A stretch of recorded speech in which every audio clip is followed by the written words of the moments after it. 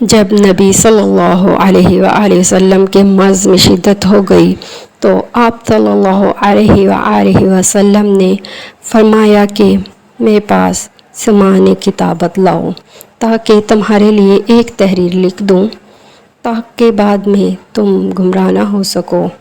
اس پر حضرت عمر رضی اللہ عنہ نے لوگوں سے کہا کہ اس وقت آپ صلی اللہ علیہ وآلہ وسلم پر تکلیف کا غلبہ ہے اور ہمارے پاس اللہ کی کتاب قرآن مجید موجود ہے جو ہمیں ہدایت کے لیے کافی ہے۔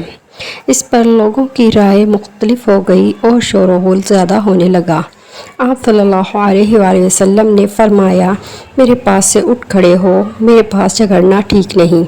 اس پر ابن عباس رضی اللہ عنہ یہ کہتے ہوئے نکل آئے کہ بے شک مصیبت بڑی سخت مصیبت ہے اور وہ چیز جو ہمارے اور رسول اللہ صلی اللہ علیہ وآلہ وسلم کے اور آپ کی تحریر کے درمیان حائل ہو گئی۔